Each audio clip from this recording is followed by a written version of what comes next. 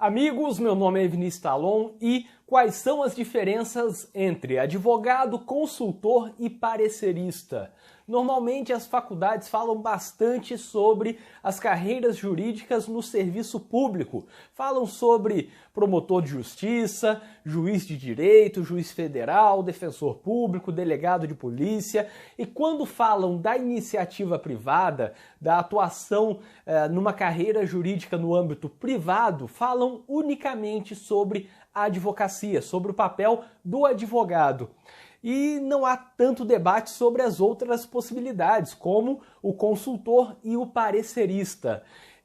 Acaba havendo, portanto, uma indevida restrição da margem que o bacharel em direito tem. Acredita-se que há uma dicotomia, de certa forma. Ou você é concursado ou você é advogado. Como se não existissem várias outras possibilidades de atuar no direito sem ser concursado ou advogado no âmbito da execução da advocacia. Há outras possibilidades e algumas delas eu vou falar neste vídeo. Todos sabemos um pouco sobre as atividades públicas de delegado, de defensor, de promotores, mas sabemos pouco ou fala-se pouco sobre a iniciativa privada e o que cada pessoa faria. É óbvio que, como regra, o advogado pode fazer tudo. O advogado, ele não apenas pode atuar em todas as áreas, a partir do momento em que ele é habilitado pela OAB, pode atuar na área civil, penal, tributária, eu não recomendo, mas pode atuar em todas as áreas ao mesmo tempo, como ele pode ser advogado, consultor e parecerista ao mesmo tempo. Mas há uma diferença no desempenho de cada atividade. E aí, o advogado, que é o mais conhecido, a atuação na advocacia, é aquele que atua na linha de frente, é aquele que atua na execução. Visita fóruns, visita delegacias, visita presídios, visita cartórios, participa de audiências, faz as peças, faz as sustentações orais, faz carga de processo, faz atendimento aos seus clientes. Enfim, ele faz a execução da advocacia, a execução na defesa ou, se for em outra área, como a área civil, por exemplo, também pela parte do autor. O advogado, ele está em campo, ele faz não apenas a parte intelectual, quando ele também desenvolve as suas peças, mas também a parte de execução, de exercício da advocacia em juízo, participando de atos judiciais, audiências, fórum, estando no fórum, participando de tudo isso que pressupõe a execução. E aí tem um problema que eu destaco, que é a execução pessoal. O advogado que vai exercer a advocacia, ele trabalha pessoalmente, a não ser que haja uma delegação para associados, para funcionários do escritório, mas ele, exercendo a advocacia, tem que estar em loco, em cada lugar que for necessário. Tem que ir até a delegacia de manhã, aí de tarde vai no presídio, de tarde tem uma audiência num fórum, aí no dia seguinte tem uma precatória lá em outra cidade. O advogado, ele faz esse trabalho em campo, ele está na linha de frente na execução. O consultor, por outro lado, atua por meio não da sua presença física, mas sim da sua experiência e do seu conhecimento. Ele atua por meio da estruturação de teses, de estratégias processuais. No caso de uma consultoria penal, por exemplo, o consultor não vai participar da audiência, não vai fazer o júri, não vai fazer a sustentação oral. Como consultor, ele vai orientar o advogado que vai fazer tudo isso. Ele vai orientar o advogado sobre qual é a melhor tese possível, qual é a estratégia que deve ser traçada, como conduzir aquela audiência, quais são as perguntas cabíveis e pertinentes e tudo mais relacionado à estratégia e à formulação das teses. No caso do consultor em direito penal e processo penal, ele vai conduzir as estratégias defensivas, as teses que devem ser utilizadas, explicar como que o advogado deve atuar em cada fase, o que é o melhor caminho e por aí vai. Então o papel do consultor é mais de orientação do que de execução, é mais de formulação da estratégia do que de execução da estratégia. Portanto, ele vai atuar seja pelo acusado, seja pela vítima, no caso se a vítima tiver um advogado atuando no papel de assistente da acusação, e esse papel de consultor pode ser utilizado em todas as áreas, não apenas na área penal. No direito civil, por exemplo, é possível que um advogado execute e outro advogado faça o papel de consultor. Sem estar lá executando, ele vai indicar as teses cabíveis, formular a estratégia, dizer o que deve ser juntado, qual instrumento deve ser utilizado e outras coisas relacionadas ao processo como um todo. E geralmente o consultor vai conversar com os advogados sobre as melhores opções em cada processo, sobre o que ele tem que fazer. Uma das vantagens do consultor é que nessa carreira é possível a atuação a partir de qualquer lugar. O consultor, como não tem que atuar presencialmente, não exige a sua presença no local, ele pode atuar sem deslocamentos ou sem a necessidade da sua presença física. Um consultor em Porto Alegre, por exemplo, ele pode atuar em processos de outros estados, Belém, qualquer cidade do país, Brasília, ou no estado do Mato Grosso, ou no Rio de Janeiro, em qualquer cidade, em qualquer estado, basta ter conexão com a internet e um computador, porque os processos serão digitalizados, a conversa será por telefone, aplicativo ou por videoconferência, e a orientação é algo que é feito para o advogado. Essa orientação é feita para o advogado que vai executar.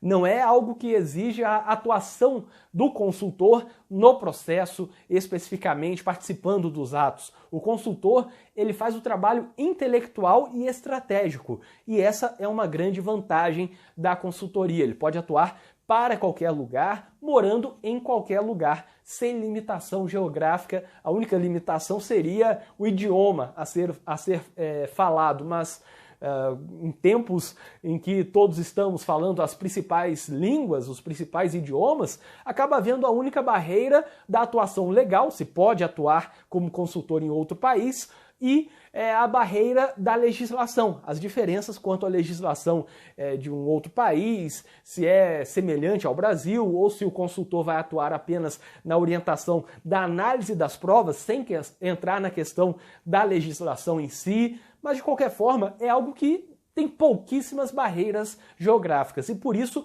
é uma grande vantagem a atuação como consultor. De qualquer lugar, trabalha para qualquer lugar, prestando serviços a advogados. E temos o parecerista que, como o próprio nome diz, elabora pareceres e opiniões legais, propondo fundamentadamente determinada interpretação sobre questões divergentes, sobre doutrina, sobre a lei, sobre algum regulamento. O parecerista, ele vai escrever um parecer ou uma opinião legal, interpretando, dando a sua opinião, apontando o que deve ser feito, o que poderia ser feito, qual é a interpretação correta, quais são os riscos. Ele não vai exatamente orientar o papel processual, ele vai orientar a tese, ele vai fundamentar a sua ideia quanto a determinada tese ou quanto a determinada divergência. Pode consistir também na elaboração de um parecer para analisar determinado conjunto probatório de um caso concreto. Também pode ser algo suficiente, um parecer sobre a análise das provas, ou de determinado dispositivo legal ou constitucional. Na verdade, o parecer, quando é encomendado por alguém, ele é encomendado primeiro por um advogado, como regra, ou por empresários que querem alguma segurança jurídica em determinada questão. E quando é encomendado o parecer, quando é proposto, portanto, para ser feito o parecer, aquele que contrata o parecerista faz algumas perguntas, alguns quesitos que devem ser respondidos. Por exemplo, qual é a interpretação sobre tal artigo? É possível interpretar que esse artigo diz ser cabível tal multa? É possível interpretar que tal conduta configura o crime do artigo tal? E por aí vai. E isso pode ser utilizado das mais diversas formas para juntar em um processo, por exemplo, e vimos recentemente caso de parecer muito bem qualificado do José Afonso da Silva, no caso do habeas corpus do Lula. Isso ocorre com alguma frequência também nos casos de controle concentrado de constitucionalidade. São grandes professores que fazem pareceres, aqueles que já têm uma grande experiência, não apenas prática, mas também acadêmica, e conseguem elaborar um parecer bem fundamentado, tratando da interpretação correta sobre algum dispositivo de lei ou alguma situação fática. E como eu disse, o parecerista pode ser contratado por um advogado, até para juntar o parecer no processo, ou para utilizar como fundamento da peça, fundamento de um pedido específico, e também pode ser uma garantia. O parecerista pode ser contratado por um empresário, por exemplo, um presidente de uma empresa, para determinadas garantias, para ter uma segurança jurídica. Por exemplo, o parecerista pode ser contratado para fazer um parecer demonstrando a atipicidade penal de determinada transação financeira, para que ele faça um parecer justificando se é ou não crime aquilo que a empresa pretende fazer. E aí a empresa terá uma garantia, demonstrando, portanto, que ela estava ciente de que é ou não crime aquela conduta e saberá se comportar tendo a opinião de um grande especialista. Pareceristas são grandes especialistas em determinada matéria. E, portanto, esse parecer, nesse caso, seria uma forma de subsidiar a diretoria da empresa para tomar determinada decisão. O consultor e parecerista atuam preponderantemente para advogados, que são os seus principais clientes, como eu já falei. Isso porque o advogado ele vai executar. E, em determinados casos, o advogado na execução, na participação de audiências, na defesa, enfim, ele precisa de um consultor que vai ajudar na formulação das estratégias e vai ser até alguém para poder dialogar no mesmo nível sobre como atuar no processo, e pode precisar de um parecerista para fazer um documento, um parecer, atestando determinada opinião legal, atestando determinada interpretação de artigo da lei, enfim. Então, os pareceristas e os consultores têm como principais clientes os advogados. Por outro lado, o advogado, ele, no exercício da advocacia, tem como principal cliente o leigo, a pessoa que não é do direito. Então, por um lado, o advogado, que atua na execução, tem como principais clientes leigos, pessoas que não são do direito. Por outro lado, o consultor e o parecerista tem como principais clientes os advogados, que são aqueles que vão contratar os consultores e pareceristas para que façam a orientação, no caso do consultor, ou um parecer jurídico, no caso do parecerista. Mas sempre lembrando que quando falamos advogado, consultor e parecerista, na verdade podem ser a mesma pessoa. A mesma pessoa pode ser advogado na execução, pode ser parecerista, elaborando pareceres jurídicos, e pode ser consultor de outros advogados. Então não há uma separação nítida, até porque o consultor e o parecerista, como regra, também são advogados. É óbvio que é possível que alguém faça um parecer jurídico, por exemplo, sem ser advogado, mas sendo professor. O mero fato de ser professor, doutrinador, autoriza a fazer uma obra, entre aspas, de 10, 20, 30 páginas, em forma de parecer, dando a sua opinião, a sua interpretação sobre determinada matéria. É possível, portanto, que um profissional atue nos três formatos: advocacia, consultoria e como parecerista, mas inevitavelmente acabará havendo uma preponderância de alguma dessas questões, de alguma dessas funções. Talvez atue mais como consultor e menos como advogado. Talvez atue 80% do seu tempo como advogado e 10, 15% como consultor e raramente como parecerista. É possível, portanto, atuar das três formas. Como regra, vai ser advogado, habilitado pela OAB para fazer as três coisas. Não tem como exercer a advocacia sem ser advogado.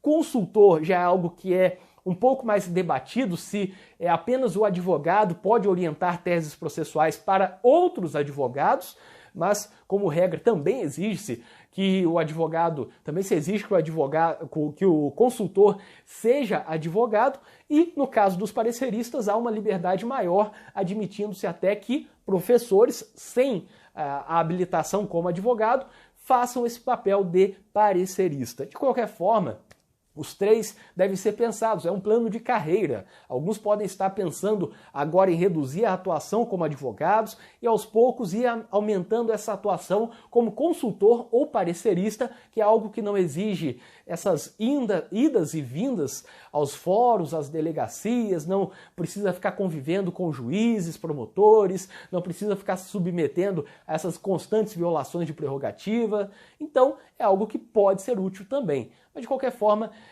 esse vídeo era apenas para ilustrar essas possibilidades, separando o que é a função de cada um, ainda que o advogado possa fazer todas essas funções, tanto a advocacia de campo, de execução, que alguns falam barriga de balcão, estando ali no fórum, como também pode ser consultor ou parecerista, que são duas coisas um pouco ignoradas por muitos advogados, apesar de terem uma boa margem no mercado. Eu espero que vocês tenham gostado deste vídeo, inscrevam-se aqui no canal e ativem as notificações, porque assim vocês saberão sempre que for lançado um vídeo novo aqui no canal. E para quem tiver interesse, eu deixarei na descrição deste vídeo um link com várias coisas úteis, como por exemplo, link de um grupo do WhatsApp, em que eu estou ali com criminalistas do Brasil inteiro, além de contato para palestras, artigos, vídeos, cursos em que eu leciono e muito mais. O link está na descrição deste vídeo e até o próximo vídeo.